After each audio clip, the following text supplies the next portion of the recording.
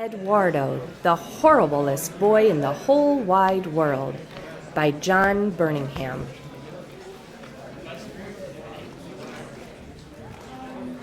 Eduardo was an ordinary boy.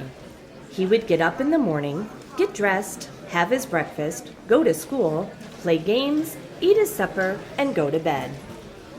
Sometimes Eduardo would kick things. "You are a rough boy, Eduardo. You are always kicking things. You are the roughest boy in the whole wide world." Eduardo became rougher and rougher. Like most children, Eduardo made a lot of noise. "You are a very noisy boy, Eduardo. You are the noisiest boy in the whole wide world." Eduardo became noisier and noisier. From time to time, Eduardo was nasty to little children. "You are a nasty bully, Eduardo. You are the nastiest boy in the whole wide world." Eduardo became nastier and nastier. Occasionally, Eduardo was not very nice to animals and would chase the cat. "You are a cruel boy, Eduardo," chasing the cat. "You are the cruelest boy in the whole wide world." Eduardo became more and more cruel. Eduardo was not always good at keeping his room tidy. "Your room gets messier and messier every day, Eduardo. You are the messiest boy in the whole wide world." Eduardo's room became messier and messier. Often, Eduardo would forget to wash his face and brush his teeth in the mornings. "You are a dirty boy, Eduardo. You are the dirtiest boy in the whole wide world." Eduardo became dirtier and dirtier.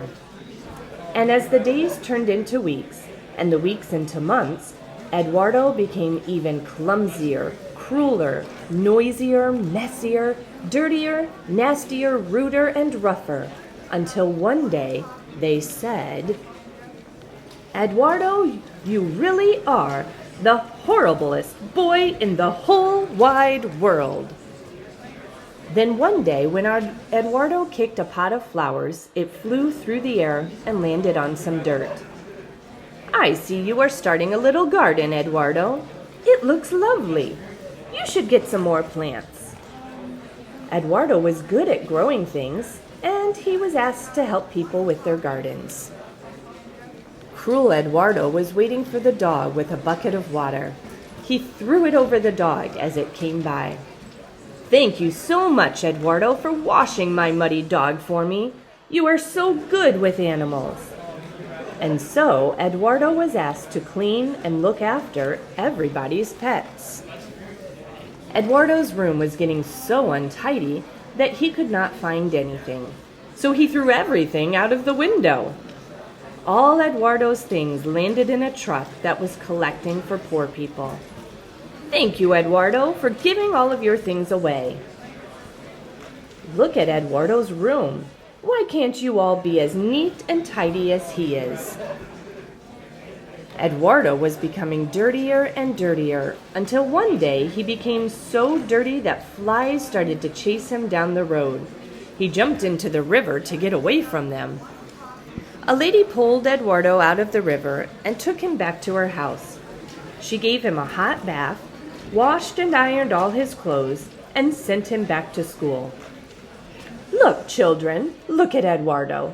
He is the cleanest and smartest boy in the whole school." One day at school, nasty Eduardo pushed little Alec very hard. At that moment, one of the lights in the room crashed down onto the spot where Alec had been standing. "You have just saved our little Alec. What a quick-thinking boy you are. You should look after the little ones." And from then on, Eduardo looked after the little children. One day, Eduardo was making more noise than he had ever made before, which frightened some lions who had escaped. They were so frightened by noisy Eduardo that they went back to their cage. "You are very good with lions, Eduardo. Perhaps you could come and help me."